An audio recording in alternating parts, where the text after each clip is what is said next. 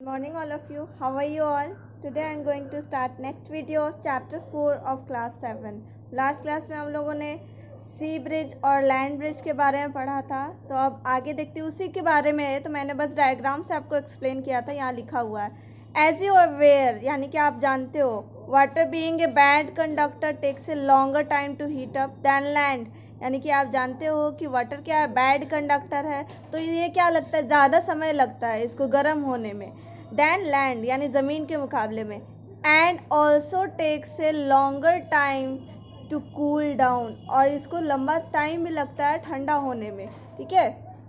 During the day the land heats up faster than water, दिन के वक्त क्या होता है, ये मैंने बताया था, दिन के वक्त क्या होता है, ज़मीन जल्दी गर्म हो जाता है पानी के मुकाबले में। The air above the land gets heated and rises up, तो जब ज़मीन गर्म होगा तो उसके आसपास का एयर भी गर्म हो जाएगा और वो गर्म होने के बाद हल्का हो जाएगा और ऊपर उठेगा। Cold air from the sea rushes, rushes मतलब वहाँ से आता है, ठीक है, टू टेक इट्स प्लेस, तो उसका जगह लेने के लिए, क्योंकि खाली तो नहीं रह सकता ना, हर जगह तो हवा है, तो क्या होगा, वापस उसका जगह लेने के लिए आएगा। तो ये क्या हो गया आपका, कहाँ से कहाँ जा रहा है, सी से लैंड, तो ये कौन सा ब्रिज हो गया, सी ब्रिज। नेक्स्ट है ड्यूरिंग नाइट टाइम, रात के वक्त लैंड लूजेज हीट मोर रैपिडली, जल्दी ज़मीन ठंडा हो जाता है वाटर के मुकाबले में। द एयर अबव वाटर अभी भी क्या है, गर्म है, and rises the cool air from the land moves toward the sea to fill the place. तो आपका ये कहाँ से कहाँ आ रहा है, लैंड से जा रहा है सी के तरफ, कब जा रहा है, रात में, तो कौन सा ब्रिज हो गया, लैंड ब्रिज। नेक्स्ट है the monsoon is also a convection current setup due to difference in temperature between the sea and the land, तो ये बोल रहा है कि जो मानसून आता है, बारिश जो होती है, मानसून का जो हवा चलता है वो किसकी वजह से चलता है, यही कन्वेक्शन करेंट की वजह से चलता है, जो टेम्परेचर डिफरेंस होता है। टेम्परेचर डिफरेंस कैसे हो गया, तो आपको अभी पता चला ना कि ये क्या है, ज़मीन जल्दी गर्म और जल्दी ठंडा हो जाता है, तो वही हो गया आपका टेम्परेचर डिफरेंस सी और लैंड के बीच में। Hot air summer rises from the land, obvious सी बात है, गर्मी में क्या होगा, सूरज की गर्मी से क्या होगा, लैंड काफ़ी ज़्यादा गर्म हो जाएगा, उसके ऊपर का एयर भी गर्म हो जाएगा, तो क्या होगा, ऊपर उठेगा। And moisture containing cool, moisture मतलब नमी वाला पानी जिसमें वाटर वेपर ज़्यादा होता है, containing cool air blows from the sea, यानी कि जब आप ही बताओ, गर्मी के वक्त जब ज़मीन जल्दी गर्म हो गया, उसके ऊपर का एयर गर्म हो गया, तो एयर ऊपर चला गया, अब ऐसा तो नहीं कि खाली रहेगा, तो कहाँ होगा, समुद्र से पानी ठंडा वाला किधर आ जाएगा, ठंडा वाला क्यों है वहाँ पे, क्योंकि वो धीरे धीरे गर्म होता है, ठीक है, इसलिए ज़मीन के मुकाबले वहाँ का एयर क्या है, ठंडा है। ठंडा का मतलब एकदम ठंडा नहीं है, ठीक है, तो वहाँ से फ्लो के कहाँ आता है, ज़मीन पे। There are bringing rainfall on the land, इसलिए क्या होता है, वो रैनफॉल लेके आता है, यानी बारिश लेके आता है। ऐसा नहीं है बोलेगा हवा चलेगी तो बारिश कैसे होगी, तो आपको शायद वाटर साइकिल आपने में भी अगर पहले की क्लासेस में पढ़ा होगा, तो वाटर यानी रेन तभी होता है जब उसमें बादल में से, क्लाउड में से जब ठंडा हवा फ्लो करता है तभी बारिश होती है, तो वही यहाँ बोल रहा है कि यहाँ कूल एयर जब ब्लो होगा तब बारिश होगा। Birds use convection current of air to rise high and glide effortlessly without flapping their wings. तो ये क्या है, फ्लैपिंग का मतलब होता है पंख फड़फड़ाना, तो ये आपने कितनी बार देखा होगा कि ये ऐसे ही, ऐसे स्ट्रेट पोजीशन में ये उड़ती रहती है बिना पंख फड़फड़ाए हुए, तो कन्वेक्शन करंट की वजह से होता है ये, इसको ग्लाइड यानी कि बिना पंख फड़फड़ाए सीधे ये ग्लाइड करती है। नेक्स्ट है रेडिएशन, तो यहाँ देखते हैं when you sit in front of A bone fire, bone fire आप जानते हो, ठंडी में जो आप आग तापते हो ना, आग सेकते हो, वो क्या होता है, लकड़ी जला के थोड़ा सा, वो बोन फायर होता है। और ए रूम हीटर, या फिर रूम हीटर टेक्नोलॉजी वाला, ठीक है, यू फील वार्म, आपको क्या होता है, गर्मी फील होता है। The air between you and the heat source, heat source क्या हुआ, या तो ये बोन फायर हो गया, लकड़ी जो जला रहे हो, या तो ये रूम हीटर हो गया, heat source, is a poor conductor. Air क्या है, ये हीटर की बात नहीं कर रहा, ये बोल रहा है एयर, जो एयर है आपके और सोर्स के बीच में, वो पुअर कंडक्टर है। इससे पहले भी आपने पढ़ा है एयर और वाटर क्या है, बैड कंडक्टर या पुअर कंडक्टर, बात एक ही है। And goes and doesn't get heat while transferring the heat from the fire to you, तो क्या है, तो ये हवा गर्म नहीं होता, while transferring the heat from the fire to you, यानी कि आग से जो आपके पास हीट आ रहा है, बीच में का हवा गर्म नहीं हो रहा है, this is to say that the heat is not transfer through conduction. तो ये आपको ये कह सकते हो कंडक्शन नहीं है, क्योंकि कंडक्शन क्या होता है, मॉलिक्यूल के वाइब्रेशन से होता है। तो ये तो उतना दूर है आपका मॉलिक्यूल और कहाँ उसका बोन फायर या रूम हीटर का मॉलिक्यूल, तो कंडक्शन नहीं हो रहा। Convection is also not possible in this case as the convection current rise upward and not sideways. Convection भी नहीं हो रहा यहाँ पे। क्यों नहीं हो रहा? क्योंकि जैसे ही हवा गर्म होती है वो ऊपर चला जाएगा, तो कन्वेक्शन भी तो नहीं हो रहा, वही यहाँ लिखा है। क्योंकि in this case convection current rise upward, ये क्या होगा, जो गर्म हवा होगा वो तो ऊपर उठ जाएगा, साइड में थोड़ी मूव करता है, ये क्या होता है, ऊपर चला जाता है। Further, when we put an insulating material like a cardboard between the fire and ourselves or switch off the electric heater, we no longer feel hot। यानी कि ये सब तो आपको पता चल गया कि ना कंडक्शन है ना कन्वेक्शन, लेकिन फिर भी अगर आप मान लिया सामने हीटर रखा है और उसके थोड़ा दूर पे आप बैठे हो और बीच में कोई बड़ा सा कार्डबोर्ड आपने लगा के रख दिया, तो आपको गर्मी फील नहीं होगा। आपको हीटर का वो जो वार्म फील हो रहा था वो अब नहीं होगा।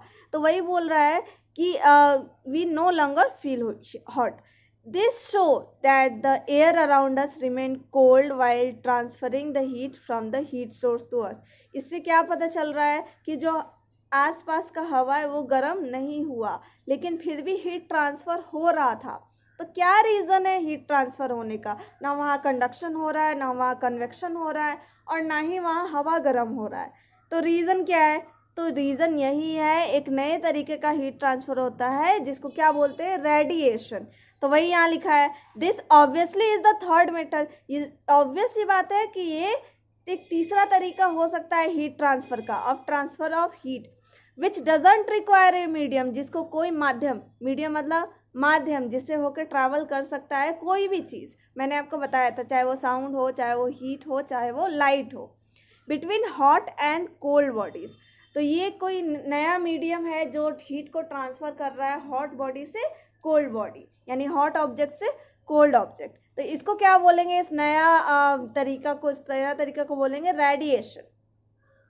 The heat is transferred even if there is vacuum between the two bodies। Vacuum मतलब क्या होता है, जैसे स्पेस है, आपने सुना होगा स्पेस में क्या है, एयर नहीं होता, वाटर नहीं होता, कुछ भी नहीं होता, ठीक है, ग्रेविटी भी नॉट पॉसिबल नहीं होता स्पेस, यानी अर्थ से जैसे ही बाहर जाओगे तो वहाँ क्या है, वैक्यूम में कुछ भी नहीं है। तो लेकिन फिर भी आप देखते क्या हो कि सूरज का रोशनी तो अर्थ पे आता है और आपको गर्मी फील होता है। तो जब वहाँ एयर ही नहीं है, साउंड मतलब कुछ मीडियम नहीं है, फिर भी तो गर्मी आ रहा है, हीट आ रहा है। तो इसका मतलब क्या है, एक नया तरीका है, तो वो क्या है, रेडिएशन। वही यहाँ लिखा है, the heat is transferred even if there is vacuum between the two bodies. यहाँ ध्यान दो, बहुत सारे बच्चे गलत करते हैं। यहाँ पे क्या गलत करते हैं कि यहाँ CUM लिखते हैं, ये गलत तरीका है, ठीक है।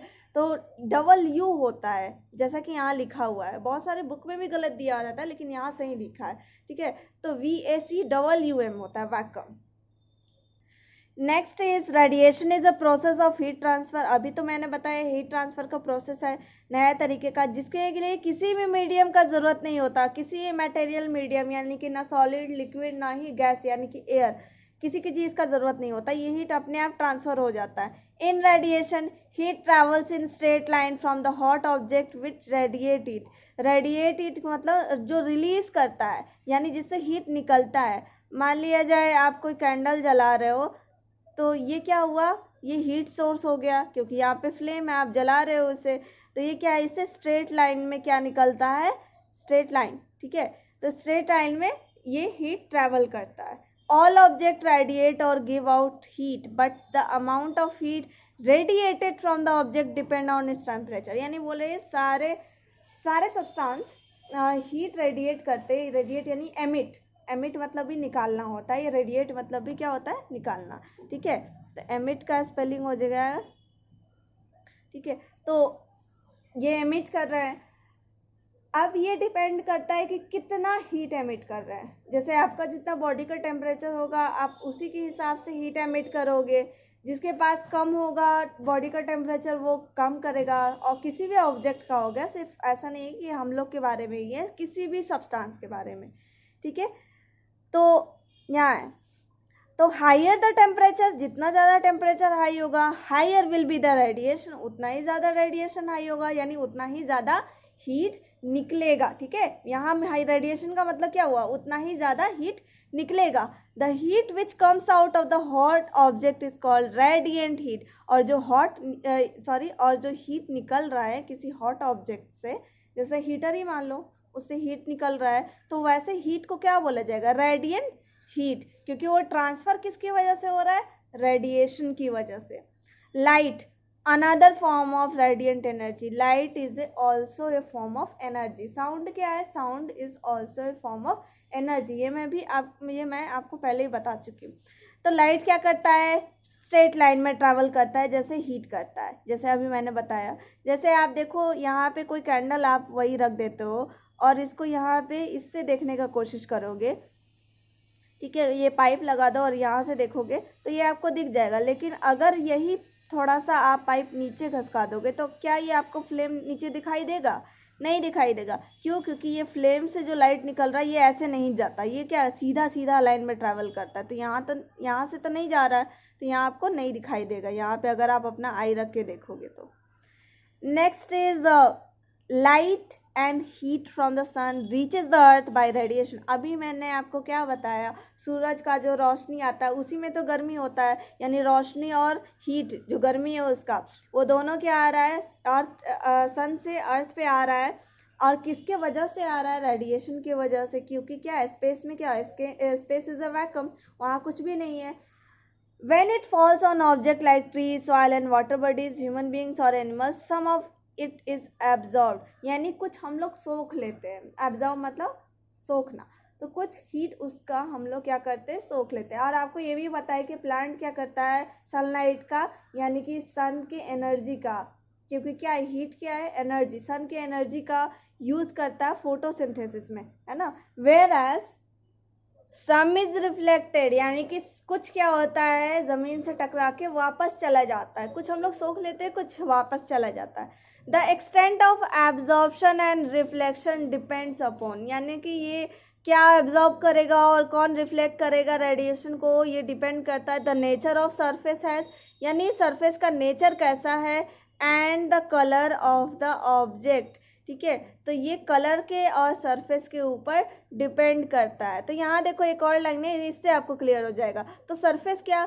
शाइनी है, स्मूथ सरफेस, जैसे मिरर होता है ना, मिरर क्या एकदम स्मूथ होता है, प्लेन सरफेस होता है और चमकता भी है, ये क्या करता है, रिफ्लेक्ट कर देता है, यानी कि वापस भेज देता है हीट को। जबकि डार्क कलर्ड रफ सरफेस, तो डार्क यानी कि यह ब्लैक हो गया, एकदम डार्क कलर जो होता है, ब्राउन हो गया, डार्क ब्राउन हो गया, डार्क ब्लू हो गया, तो ये क्या करता है, अच्छा हीट को अच्छे तरीके से एब्जॉर्ब करता है। तो रफ और डार्क कलर एब्जॉर्ब करेगा और शाइनी और स्मूथ क्या करेगा, रिफ्लेक्ट करेगा। तो फिलहाल इतना ही तक। नेक्स्ट आपका एक्टिविटी है, वही आपको प्रूव करने के लिए कि ब्लैक और रफ सरफेस ज़्यादा ऑब्जर्व करता है और शाइनी और स्मूथ रिफ्लेक्ट कर देता है। तो अभी यहीं तक, बाकी का नेक्स्ट वीडियो में।